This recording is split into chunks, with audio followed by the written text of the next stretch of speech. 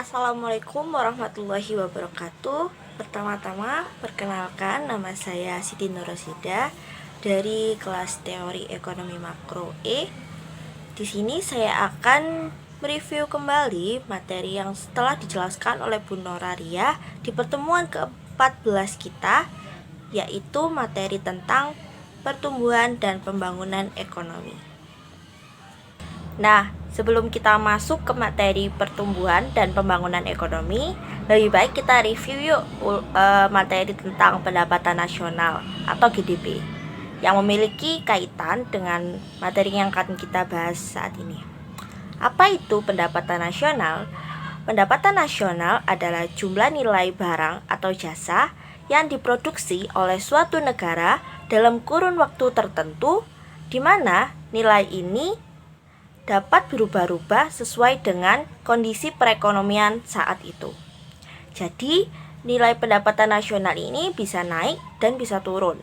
Pergerakan dari nilai pendapatan nasional itu akan mempengaruhi pertumbuhan ekonomi dan pembangunan ekonomi. Disitulah letak keterkaitan antara konsep pendapatan nasional dengan konsep pertumbuhan dan pembangunan ekonomi. Baik, kita lanjut. Konsep pertumbuhan ekonomi itu sendiri berbeda dengan konsep pembangunan ekonomi. Namun, di antara keduanya saling memiliki keterkaitan. Pertumbuhan dan pembangunan ekonomi bisa dikatakan sebagai alat tolak ukur keberhasilan kinerja ekonomi di sebuah negara. Perbedaan dari pertumbuhan dan pembangunan ekonomi dari segi definisi yaitu pertumbuhan ekonomi adalah perkembangan fisikal, produksi barang dan jasa yang berlaku di suatu negara pada umumnya diukur dengan perhitungan pendapatan nasional.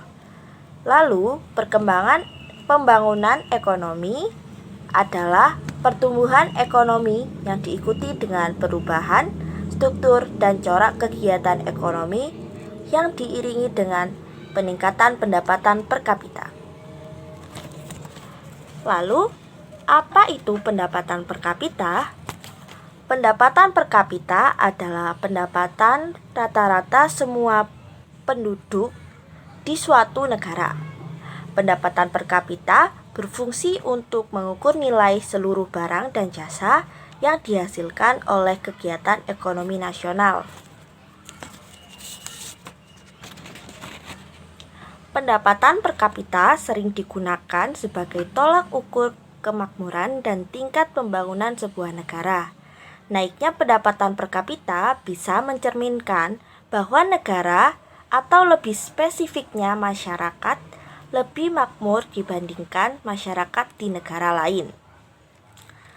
Data pendapatan per kapita menurut laporan Bank Dunia, negara dapat dibedakan atas 4 kategori, yaitu yang pertama, high income economies, yang kedua, upper middle income, yang ketiga, lower middle income, dan yang terakhir, low income economies.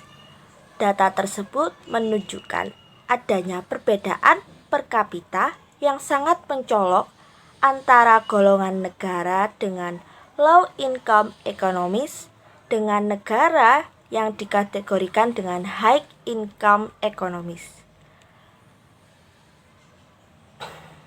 Presentasi negara miskin yang mencapai 40,9% menunjukkan bahwa masih sangat banyak negara yang pendapatan per kapitanya masih rendah dan belum dapat menikmati taraf hidup yang menyenangkan. Kita lanjut ke faktor-faktor penentu pertumbuhan ekonomis. Ada 4. Yang pertama, tanah dan kekayaan alam. Yang kedua, jumlah dan mutu penduduk negara dan tenaga kerja. Yang ketiga, barang modal dan tingkat teknologi. Dan yang terakhir, sistem sosial dan sikap masyarakat. Nah, kita masuk ke bagian tentang teori pertumbuhan ekonomi. Nah, di sini di PowerPoint dari Bu Nora udah ada 4 teori yang tertera. Yang pertama, teori klasik. Nah, teori ini menekankan tentang pentingnya faktor-faktor produksi dalam menaikkan pendapatan nasional dan mewujudkan pertumbuhan tersebut. Nah, peranan utamanya dipegang oleh tenaga kerja. Lalu di teori yang kedua yaitu Schumpeter. Di teori ini menekankan tentang peranan usahawan yang akan melakukan inovasi dan investasi guna mewujudkan pertumbuhan ekonomi itu sendiri. Lanjut ke teori yang ketiga yaitu teori Harold Domart. Nah, pada teori ini menunjukkan bahwa peranan investasi sebagai faktor yang menimbulkan pertambahan pengeluaran agregat. Pada teori ini, pada dasarnya menekankan peranan dalam segi permintaan untuk mewujudkan pertumbuhan ekonomi itu sendiri. Dan teori yang terakhir yaitu neoklasik. Dalam teori ini dijelaskan perkembangan teknologi dan peningkatan kemahiran masyarakat adalah faktor utama dalam mewujudkan pertumbuhan ekonomi itu sendiri. Dalam negara berkembang banyak sekali terjadi masalah pembangunan, yaitu seperti pertanian tradisional, kekurangan dana modal dan modal fisikal, terus peranan tenaga terampil dan berpendidikan, lalu perkembangan penduduk yang sangat pesat, dan yang terakhir masalah institusi sosial, kebudayaan, dan politik. Nah, masalah-masalah tersebut memiliki indikasi-indikasi tersendiri. Yang pertama, pertanian yang tergolong masih tradisional. Nah, ini dapat disebutkan seperti itu karena pertanian dalam negara berkembang masih kekurangan modal pengetahuan, infrastruktur pertanian, aplikasi teknologi modern yang sangat minim. Lalu lanjut ke masalah selanjutnya yaitu kekurangan modal, dana modal, dan modal fisikal. Pada negara berkembang, pendapatan masyarakat masih rendah dan tabungan masyarakat tidak dapat membiayai suatu proyek yang akan dikembangkan. Nah, hal itu menyebabkan modal fisikal yang sangat minim. Lalu lanjut ke masalah yang selanjutnya yaitu peranan tenaga yang terampil dan berpendidikan. Selain modal, golongan tenaga ahli juga sangat dibutuhkan dalam negara berkembang guna memodernkan perekonomian di negara tersebut. Tenaga ahli dapat dicetak melalui pendidikan. Maka dari itu, pendidikan di Indonesia sangatlah penting untuk mencetak para tenaga yang terampil. Lalu masalah yang selanjutnya yaitu perkembangan pendudukan yang terhitung sangat pesat. Tingginya jumlah penduduk menjadi masalah dalam suatu negara, khususnya terkait mewujudkan kesempatan kerja bagi setiap orang nantinya. Nah, hal ini dapat menyebabkan banyak sekali pengangguran yang bertebaran di negara berkembang ini. Dan yang masalah selanjutnya yaitu masalah institusi sosial, kebudayaan, dan politik.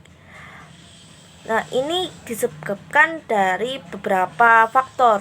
Yang pertama seperti politik yang tidak stabil, seperti undang-undang yang masih simpang siur dan belum disahkan, ataupun cara berpikir yang masih terhitung tradisional, dan terakhir institusi keuangan, pendidikan, administrasi, dan pemerintah yang belum efisien. Nah, tadi kan sudah saya jelaskan mengenai masalah-masalah yang terjadi pada negara berkembang. Nah, selanjutnya, kali ini saya akan menjelaskan kebijakan apa saja yang dapat mempercepat pembangunan ekonomi dalam suatu negara. Yang pertama, diversifikasi kegiatan ekonomi. Langkah pertama yang perlu dilakukan adalah memodernkan kegiatan ekonomi yang sudah ada menjadi kegiatan ekonomi yang baru yang dapat mempercepat informasi kegiatan ekonomi yang bersifat tradisional kepada kegiatan ekonomi yang modern. Yang kedua, yaitu mengembangkan infrastruktur suatu negara tersebut. Untuk modernisasi pertumbuhan ekonomi, tentunya kita memerlukan infrastruktur yang modern juga. Nah, berbagai kegiatan ekonomi juga memerlukan infrastruktur yang berkembang, seperti jalan, jembatan, lapangan terbang, pelabuhan, kawasan perindustrian, irigasi, dan penyediaan air, listrik, dan jaringan telepon. Yang ketiga, peningkatan tabungan dan investasi. Pendapatan masyarakat yang rendah menyebabkan tabungan masyarakat rendah juga. Sedangkan pembangunan tentunya memerlukan tabungan yang besar untuk membiayai investasi yang dilakukan. Kekurangan investasi selalu dinyatakan sebagai salah satu sumber yang dapat menghambat pembangunan ekonomi. Oleh sebab itu, syarat penting yang perlu dilakukan untuk mempercepat pembangunan dan pertumbuhan ekonomi adalah meningkatkan tabungan dan investasi. Yang keempat, peningkatan taraf pendidikan masyarakat. Dari segi pandangan individu maupun segi keseluruhan, pendidikan merupakan satu investasi yang sangat berguna dalam pembangunan ekonomi. Individu yang memperoleh pendidikan tinggi cenderung akan memperoleh pendapatan yang tinggi juga. Jadi semakin tinggi pendidikan, maka semakin tinggi pula pendapatan yang diperoleh oleh suatu individu tersebut. Yang kelima, mengembangkan institusi yang mendorong pembangunan. Nah, yang terakhir, merumuskan dan melaksanakan rencana ekonomi. Kebijakan-kebijakan pemerintah yang konvensional, yaitu kebijakan fiskal dan moneter, tidak dapat mewujudkan pertumbuhan ekonomi yang diharapkan. Untuk mengatasi pada tahap mula dari pembangunan ekonomi, perencanaan pembangunan perlu dilaksanakan. Melalui perencanaan pembangunan, dapat pula ditentukan sejauh mana investasi swasta dan pemerintah perlu dilakukan untuk mencapai suatu tujuan pertumbuhan yang telah ditentukan.